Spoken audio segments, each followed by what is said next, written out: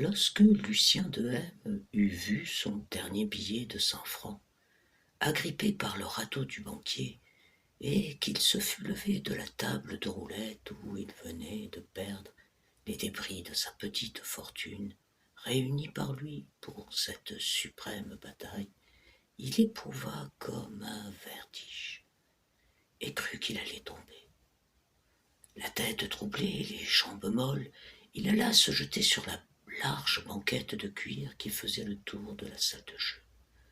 Pendant quelques minutes, il regarda vaguement le tripot clandestin, dans lequel il avait caché les plus belles années de sa jeunesse.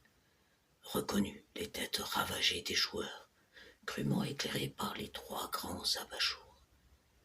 Écouta le léger frottement de l'or sur le tapis, songea qu'il était ruiné, perdu. Se rappela qu'il avait chez lui, dans un tiroir de commode, les pistolets d'ordonnance dont son père, le général de M, alors simple capitaine, s'était si bien servi à l'attaque de Saatcha. Puis, brisé de fatigue, il s'endormit d'un sommeil profond. Quand il se réveilla, la bouche pâteuse, il constata par un regard jeté à la pendule qu'il avait dormi une demi-heure à peine, et il éprouva un impérieux besoin de respirer l'air de la nuit. Les aiguilles marquaient sur le cadran minuit moins le quart.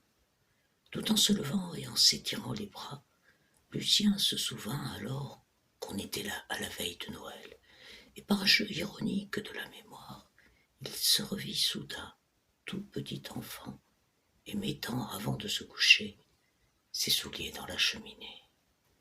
En ce moment, le vieux Dronsky, un pilier du tripot, le polonais classique, portant le caban râpé, tout orné de soutache et d'olives, s'approcha de Lucien et marmotta quelques mots dans sa sale barbiche grise.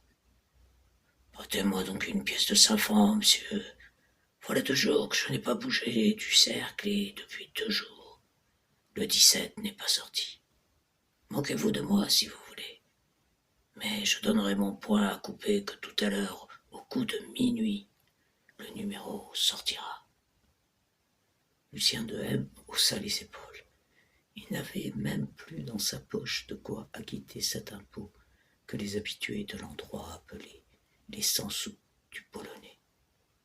Il passa dans l'antichambre, mit son chapeau et sa pelisse, et descendit l'escalier avec l'agilité des gens qui ont la fièvre. Depuis 4 heures que Lucien était enfermé dans le tripot, la neige était tombée abondamment, et la rue, une rue du centre de Paris assez étroite et bâtie de hautes maisons, était toute blanche. Dans le ciel purgé d'un bleu noir, de froides étoiles scintillaient. Le joueur décavé frissonna sous ses fourrures et se mit à marcher, roulant toujours dans son esprit des pensées de désespoir, et songeant plus que jamais à la boîte de pistolets qui l'attendait dans le tiroir de sa commode. Mais, après avoir fait quelques pas, il s'arrêta brusquement devant un navrant spectacle. Sur un banc de pierre, placé selon l'usage d'autrefois, près de la porte monumentale d'un hôtel, une petite fille de 6 ou 7 ans, à peine vêtue d'une robe noire en loques, était assise dans la neige. Elle s'était endormie là, malgré le froid cruel, dans une attitude effrayante de fatigue et d'accablement.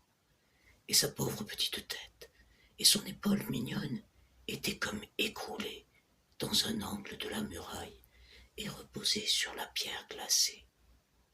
Une des savates dont l'enfant était chaussé s'était détachée de son pied qui pendait et gisait lugubrement devant elle. D'un geste machinal, Lucien de M porta la main à son gousset. Mais il se souvint qu'un instant auparavant, il n'y avait même pas trouvé une pièce de 20 sous oubliée, et qu'il n'avait pas pu donner de pourboire au garçon du cercle. Cependant, poussé par un instinctif sentiment de pitié, il s'approcha de la petite fille, et il allait peut-être l'emporter dans ses bras, et lui donner asile pour la nuit, lorsque, dans la savate tombée sur la neige, il vit quelque chose de brillant. Il se pencha.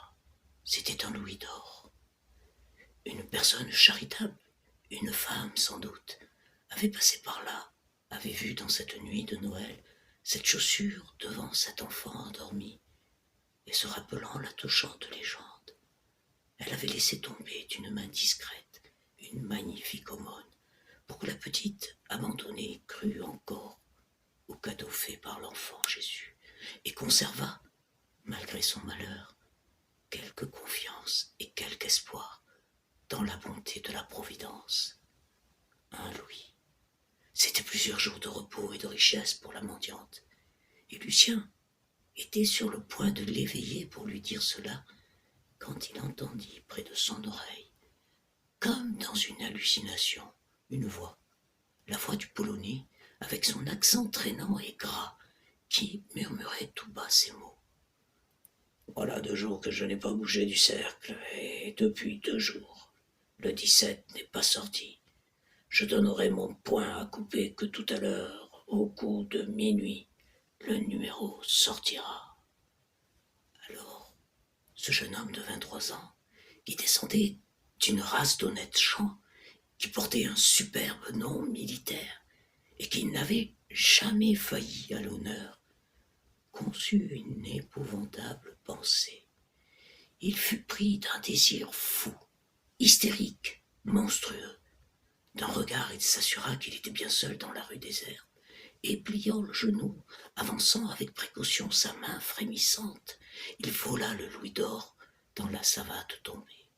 Puis, courant de toutes ses forces, il revint à la maison de jeu, grimpa l'escalier en quelques enjambées, poussa d'un coup de poing la porte rembourrée de la salle maudite, y pénétra au moment précis où la pendule sonnait le premier coup de minuit, posa la pièce d'or sur le tapis vert et cria « En plein sur le 17 !» Le 17 gagna. D'un revers de main, Lucien poussa les 36 louis sur l'or rouge. La rouge gagna. Il laissa les 72 louis sur la même couleur. La rouge sortit de nouveau. Il fit encore le paroli 2 fois, 3 fois, toujours avec le même bonheur. Il avait maintenant devant lui un tas d'or et de billets, et il se mit à poudrer le tapis frénétiquement. La douzaine, la colonne, le numéro, toutes les combinaisons lui réussissaient. C'était une chance inouïe, surnaturelle.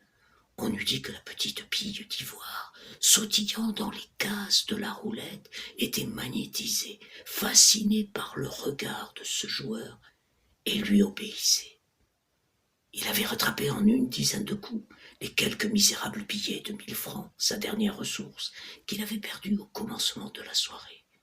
À présent, pontant des 200 ou 300 louis à la fois, et servi par sa veine fantastique, il allait bientôt regagner, et au-delà, le capital héréditaire qu'il avait gaspillé en si peu d'années, reconstituer sa fortune. Dans son empressement à se mettre au jeu, il n'avait pas quitté sa lourde pelisse. Déjà, il en avait gonflé les grandes poches de liasses de bank-notes et de rouleaux de pièces d'or, et ne sachant plus où entasser son gain, il bourrait maintenant de monnaie et de papier les poches intérieures et extérieures de sa redingote, les goussets de son gilet et de son pantalon, son porte-cigare, son mouchoir, tout ce qui pouvait servir de récipient. Et il jouait toujours, et il gagnait toujours, comme un furieux, comme un homme ivre, et il jetait ses poignées de louis sur le tableau, au hasard, à l'avant-vol, avec un geste de certitude et de dédain. Seulement, il avait comme un fer rouge dans le cœur, et il ne pensait qu'à la petite mendiante endormie dans la neige, à l'enfant qu'il avait volé. Oh, elle est encore à la même place. Certainement, elle doit y être encore. Tout à l'heure, oui. Quand une heure sonnera, je me le jure, je sortirai d'ici. J'irai la prendre, tout endormie, dans mes bras. Je l'emporterai chez moi, je la coucherai sur mon lit. Et je l'élèverai, je la doterai, je l'aimerai comme ma fille, et j'aurai soin d'elle, toujours, toujours. Mais la pendule sonna 1 heure, et le quart, et la demi, et les trois quarts. Et Lucien était toujours assis à la table infernale. Enfin, 1 minute avant 2 heures, le chef de parti se leva brusquement et dit à voix haute: La banque a sauté, messieurs. Assez pour aujourd'hui. D'un bond, Lucien fut debout, écartant avec brutalité les joueurs qui l'entouraient et le regardaient avec une envieuse admiration. Il partit vivement, dégringola les étages et courut jusqu'au banc de pierre. De loin, à la lueur d'un bec de gaz, il aperçut la petite fille. « Oh, Dieu soit loué !» s'écria-t-il. « Elle est encore là. » Il s'approcha d'elle, lui saisit la main. « Oh, qu'elle a froid, pauvre petite !» Il la prit sous les bras, la souleva pour l'emporter. La tête de l'enfant retomba en arrière, sans qu'elle s'éveillât. Comme on dort à cet âge, il la serra contre sa poitrine pour la réchauffer, et pris d'une vague inquiétude, il voulut, afin de la tirer de ce lourd sommeil, la baiser sur les yeux, comme il faisait naguère à sa maîtresse la plus chérie. Mais alors, il s'aperçut avec terreur que les paupières de l'enfant étaient entr'ouvertes et laissaient voir à demi les prunelles vitreuses, éteintes, immobiles. Le cerveau traversé d'un horrible soupçon, Lucien mit sa bouche tout près de la bouche de la petite fille. Aucun souffle n'en sortit. Pendant qu'avec le louis d'or qu'il avait volé à cette mendiante, Lucien gagnait au jeu une fortune, l'enfant sans asile était morte, morte de froid. Étreint à la gorge par la plus effroyable des angoisses, Lucien voulut pousser un cri, et dans l'effort qu'il fit, il se réveilla de son cauchemar sur la banquette du cercle, où il s'était endormi un peu avant minuit, et où le garçon du tripot, s'en allant le dernier vers 5 heures du matin, l'avait laissé tranquille, par bonté d'âme pour le décaver.